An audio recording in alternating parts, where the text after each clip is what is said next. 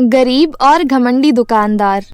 एक समय की बात है, रामपुर नाम के एक गांव में विजय अपने माता पिता के साथ रहा करता था।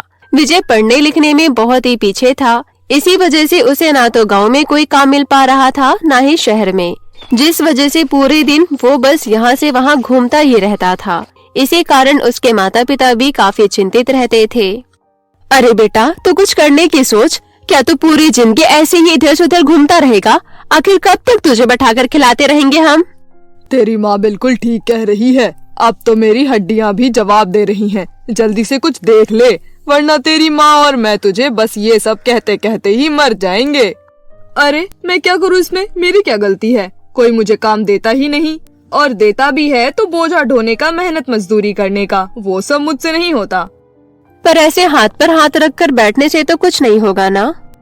रहने दो भाग्यवान, तुम्हारे कुछ भी कहने से इसके कान पर जू तक नहीं रेंगेगी। अच्छा, ये सब छोड़, अब इस शहर से घर का राशन ले आ। एक तो ये शहर गांव से इतना दूर है कि राशन लाने में ही पूरा दिन निकल जाता है। काश अगर गांव में कोई किराने की दुकान वगैरह होती तो बड़ी सुविधा हो जाती।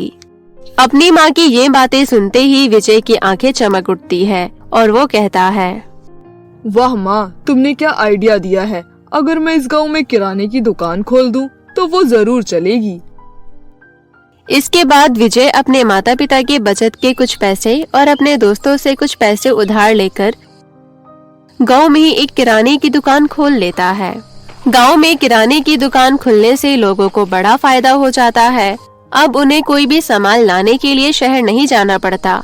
धीरे धीरे समय बीतता है। विजय की शादी हो जाती है और कुछ ही समय में उसकी एक प्यारी सी संतान भी हो जाती है। अच्छी बीवी, सुंदर बच्चे, एक अच्छा घर और एक अच्छा काम होने की वजह से विजय को अपने ऊपर घमंड होने लगता है। उसे लगने लगता है कि उससे बड़ा, उससे धनवान और उससे सुखी कोई भी नहीं है। इसलिए उसके दुकान पर जो भी उधार मांगने या लोन मांगने के लिए आता तो वो उसे मना करके भगा देता।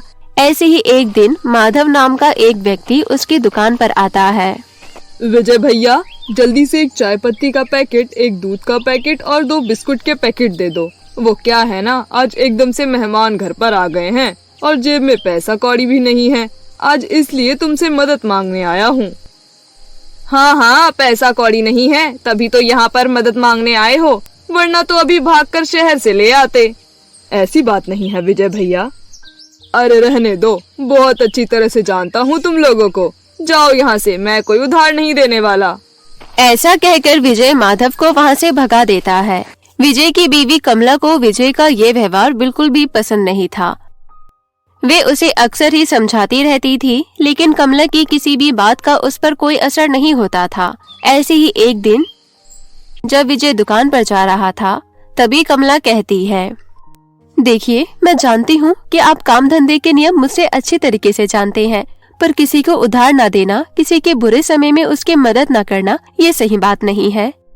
तुम कहना क्या चाहती हो? मैं कुछ कहना नहीं चाहती, बस आपको समझाना चाहती हूँ कि आपको गरीब की मदद करनी चाहिए। जिस तरह का आपका व्यवहार है, पूरे गांव में लोग आपको घमंडी दुकानदार के नाम से पुकारने लगे हैं और आपको बद्दुआएं देने लगे हैं। मैं नहीं चाहती कि आपको किसी की भी बद्दुआ लगे, बस इसलिए कहती हूँ आप लोगों की मदद किया कीजिए।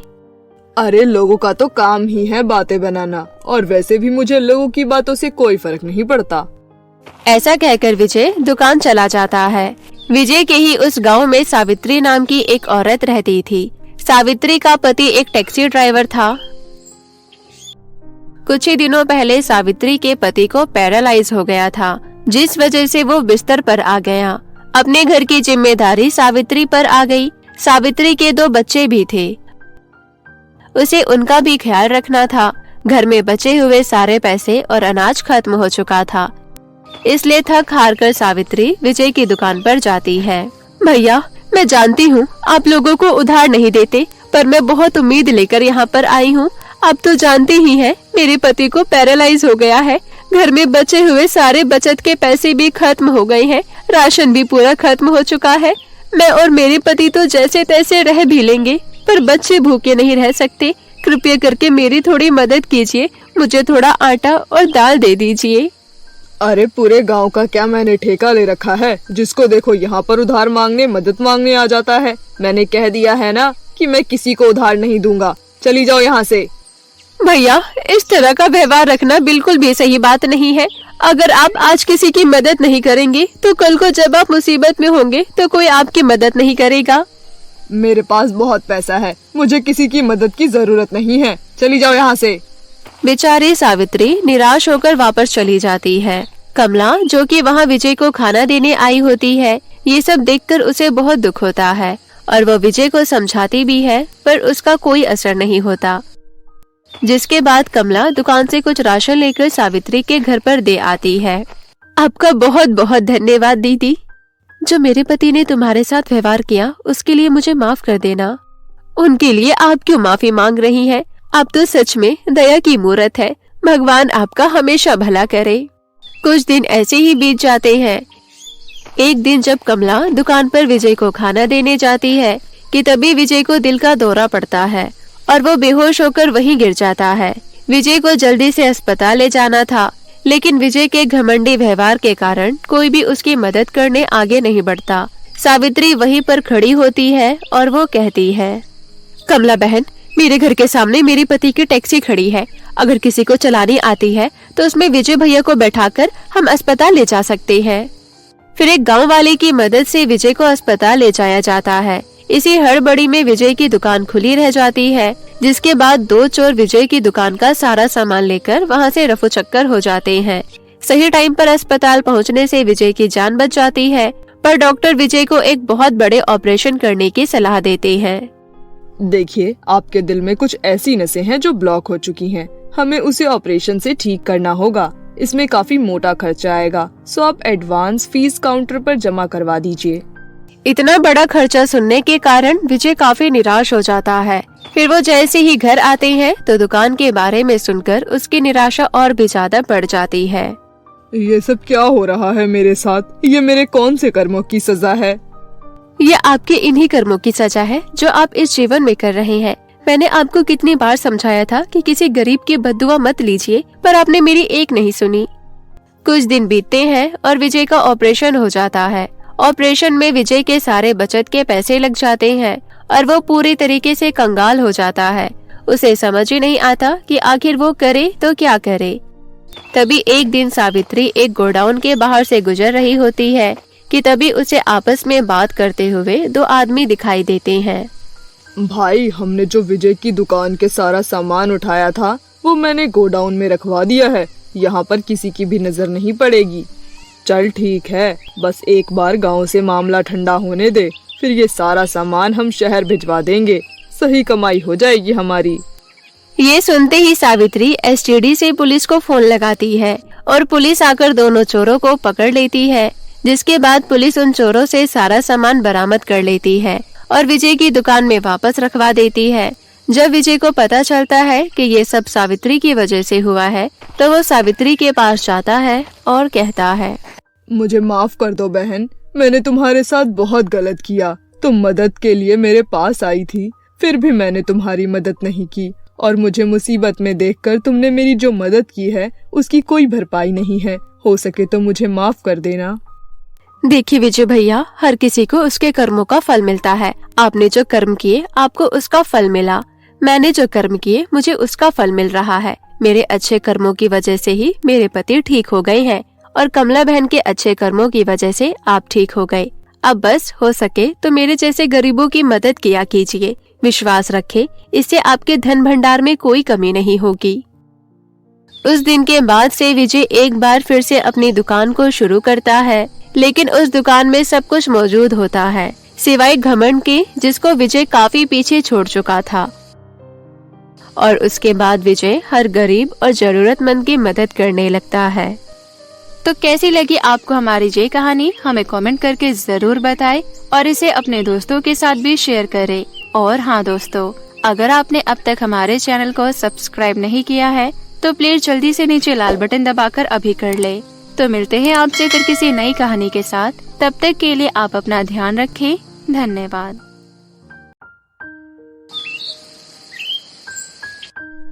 किसी गांव में श्रुति अपने मौसा मौसी के साथ रहती थी। श्रुति के माता पिता के जाने के बाद उसके मौसा उसे अपने साथ ले आए थे। श्रुति की मौसी कल्पना श्रुति को बिल्कुल पसंद नहीं करती थी, क्योंकि उसे ऐसा लगता था कि उसकी बहन की जान श्रुति की वजह से ही गई है, बल्कि ऐसा नहीं था, क्योंकि श्रुति की माँ की जान अच्छे इलाज ना मिल पाने की वजह से हुई थी। कल्पना की खुद की भी एक बेटी थी जिसका नाम पूजा था। पूजा बहुत ही बिगड़ैल और बदतमीज लड़की थी। मम्मी, आप इस गरीब लड़की को हमारे घर उठाकर क्यों लाई? अरे मैं नहीं, इसे तो तेरे पापा लेकर आए हैं। मैं तो हमेशा इसके खिलाफ थी कि हमारे घर आए, लेकिन तू परेशान मत हो, क्योंकि इसकी वजह से अब हमें कोई नौकरानी नहीं ढूंढना पड़ेगा, बल्कि घर बैठे ही हमें मुफ्त की नौकरानी मिल गई है। अरे वाह, ये तो बहुत अच्छी बात है। ये बात पहले मेरे दिमाग में क्यों नहीं आई? इससे हम अपना घर का सारा काम करवाएंगे और मैं तो अपना एक एक काम इसी से करवाऊंगी। उस दिन के बाद से दोनों माँ बेटी मिलकर श्रुति का जीना मुश्किल कर देते हैं। दोनों उसे घर का सारा काम करवाती है और थोड़ी सी गलती होने पर दोनों उसे साथ में मिलकर मारती थी। एक दिन श्रुति के हाथों से गिलास गिर गया था। गिलास गिरने की आवाज सुनकर दोनों माँ बेटी बाहर आती है और श्रुति को पीटने लगती है। तभी श्रुति रोते हुए कहती है, आप दोनों मेरे साथ इस तरह का व्यवहार क्यों करती हो? मैं हमेशा वही काम करती हूँ जो आप दोनों बोलते हो। मैं भी घर में नहीं रहना चाहती हूँ, इसलिए मैं घर छोड़कर जा रही हूँ। हाँ जा, ये तो बहुत अच्छी बात है। अरे हम तो कब से चाहते हैं कि तू हमारा घर छोड़कर चली जाए। पता नहीं क्यों हमारे ऊपर बोझ बनकर इस घर में आ गई थी। अरे कब तक मुफ्तखोरी चलेगी? चल निकल यहाँ से। उसके बाद दोनों माँ बेटी मिलकर उसे धक्के मारकर घर से निकाल देते हैं। श्रुति रोते हुए सड़क किनारे बैठ जाती है और बोलती है, मैं कहाँ जाऊँ, क्या करूँ? मेरे तो कोई ऐसे रिश्तेदार भी नहीं है जो मुझे अपने साथ रख ले। तभी एक औरत श्रुति को रोते हुए देखती है और उसके पास आकर बोलती है, बेटी क्यों रो रही हो तुम? वो औरत जिसका नाम मीनू था, उसके पूछने पर श्रुति उसे सारी बातें बता देती है। श्रुति की बातें सुनकर मीनू बोलती है, बेटी तुम चाहो तो मेरे साथ मेरे घर चल सकती हो। मेरा भी इस दुनिया में कोई नहीं है, लेकिन मैं गरीब हूँ, इसलिए घर चलाने के लिए हमें थोड़ी मेहनत करनी पड़ेगी। कोई बात नहीं आंटी, मैं आपके साथ रहने के लिए तैयार हूँ। इतना कहकर श्रुति मीनू के साथ उसके घर आ जाती है। घर जाकर श्रुति मीनू से कहती है, आंटी बाहर जाकर मैं कोई काम ढूंढ लेती हूँ। आज से आपको कोई काम करने की जरूरत नहीं है, अब मैं संभाल लूंगी। श्रुति काम ढूंढने जाती है और उसे एक अमीर घर में नौकरानी का काम मिल जाता है। इसी तरह श्रुति अपना और मीनू दोनों का गुजारा करती है। दोनों साथ में हंसी खुशी रहने लगी थी। एक दिन पूजा श्रुति को मीनू के साथ मंदिर से आते हुए देख लेती है और अपने मन में बोलती है, अरे मुझे तो लग रहा था कि ये कहीं मर गई होगी, लेकिन ये तो आराम से अपनी जिंदगी गुजार रही है। मुझे ये बात जल्दी से जल्दी मम्मी को जाकर बतानी होगी। पूजा दौड़ते हुए अपने घर जाती है और अपनी मम्मी को सारी बातें बताने लगती है। मम्मी आज मैंने श्रुति को देखा और वो अपना जीवन हंसी खुशी व्यतीत कर रही है। मम्मी मुझे उसकी खुशी बिल्कुल बर्दाश्त नहीं हो रही है, आप कुछ करो ना। अच्छा लेकिन ये सब कैसे हुआ? अगले दिन हम पता करते हैं कि वो कहाँ कहाँ काम करती है। अगले दिन दोनों माँ बेटी श्रुति का पीछा करते हैं और उसका पीछा करते करते वहाँ तक पहुँच जाती हैं जहाँ श्रुति काम करती थी। तभी श्रुति की मालकिन शिल्पा कल्पना को देखती है और शिल्पा कल्पना बहुत पहले से ही एक दूसरे को जानते थे। अरे कल्पना तू? अरे शिल्पा तू यहाँ रहती है? तूने तो मुझे कभी बताया नहीं कि तेरा घर यहाँ है। इस तरह दोनों सहेलियाँ आपस में बहुत देर तक बात करती है। तभी शिल्पा श्रुति से कहती है, सुन लड़की, कल्पना के लिए चाय बिस्कुट लेकर आ। थोड़ी देर बाद श्रुति चाय बिस्कुट लेकर आती है और कल्पना को देखकर हैरान रह जाती है। श्रुति जल्दी से चाय बिस्कुट रखकर वहाँ से चली जाती है। किचन में जाकर श्रुति सोचती है, हे भगवान, मौसी जी ने अगर मुझे देख लिया होगा तो पता नहीं अब मेरे साथ क्या करेगी। ये सब सोच सोच कर श्रुति बहुत परेशान हो रही होती है। वहीं दूसरी तरफ दोनों सहेलियां आपस में बहुत बातें कर रही होती है। कल्पना, ये देख, मेरे पति ने मेरे जन्मदिन पर मुझे इतनी सुंदर सोने की कंगन दी है। अरे वाह, ये तो बहुत सुंदर है। तभी थोड़ी देर बाद शिल्पा को एक छोटा सा काम याद आ जाता है और वह उसे करने अपने कमरे में चली जाती है। तभी मौका देखकर कल्पना सोचती है, ये सही मौका है। अभी शिल्पा की ये सोने की कंगन मैं श्रुति के बैग में रख देती हूँ। जैसे ही शिल्पा को पता चलेगा कि उसके सोने के कंगन श्रुति ने चुराया है तो वो उसे काम से निकाल देगी। कल्पना जो सोचती है वैसा कर लेती है। तभी थोड़ी देर बाद शिल्पा फिर से वहाँ जाती है। शिल्पा इधर उधर देखती है और उसे अपने सोने के कंगन नजर नहीं आते और ये देखकर वो बहुत परेशान हो जाती है और बोलती है, अरे कल्पना, यहाँ मेरी सोने की कंगन रखी हुई थी, कहाँ रखा है तूने? अरे मुझे क्यों बोल रही है? मैंने कहीं नहीं रखा है, बल्कि मुझे तो लगा कि तू अपने साथ लेकर गई थी। वैसे अभी कुछ समय पहले तेरी नौकरानी यहाँ आई थी, इसलिए एक बार उससे पूछ ले। शिल्पा श्रुति को बुलाती है और श्रुति जल्दी से शिल्पा के पास आती है। तुमने मेरे सोने के कंगन कहाँ रखी है? मालकिन, मैंने तो आपके कंगन देखे तक नहीं है। क्या? फिर मेरे कंगन कहाँ है? चुपचाप बता दे, मेरे कंगन कहाँ रखे हैं? तभी कल्पना बोलती है, अरे शिल्पा, तुझे क्या लगता है कि तेरे पूछने पर ये बता देगी? अरे इन जैसी नौकरानियों की तो आदत ही होती है हर जगह जाकर चोरी करने की। मैं तो कहती हूँ उसका बैग चेक कर। नहीं नहीं, मैंने कोई चोरी नहीं की है। शिल्पा श्रुति का बैग चेक करती है और उसे उसके बैग में सोने के कंगन मिल जाते हैं। शिल्पा को ये देखकर बहुत गुस्सा आता है और वो गुस्से में श्रुति को एक थप्पड़ लगाती है और उसे हमेशा के लिए काम से निकाल देती है। श्रुति रोते हुए एक तालाब के पास जाती है और वहाँ बैठकर बोलती है, मुझे कहाँ काम मिलेगा? इतनी मुश्किल से मुझे ये काम मिला था, वो भी बिना वजह मेरे हाथ से निकल गया। पता नहीं अब घर कैसे चलेगा। ये सब सोच सोच कर श्रुति बहुत रो रही होती है। तभी तालाब में से एक आवाज आती है, तुम चिंता मत करो श्रुति। तालाब में से आवाज सुनकर श्रुति हैरान रह जाती है। श्रुति, तुम हैरान मत हो, क्योंकि मैं सोने और चांदी के झुमकों की जादुई तालाब हूँ और मुझे तुम्हारे बारे में सब पता है। इतना कहकर तालाब श्रुति के सामने सोने और चांदी के झुमके प्रकट कर देती है। बेटी, ये झुमके तुम्हारी सारी इच्छा पूरी करेगी। अब तुम्हें कहीं भी काम ढूंढने की कोई जरूरत नहीं है। सोने और चांदी के झुमके पाकर श्रुति बहुत खुश होती है और तालाब को धन्यवाद करके अपने घर जाती है।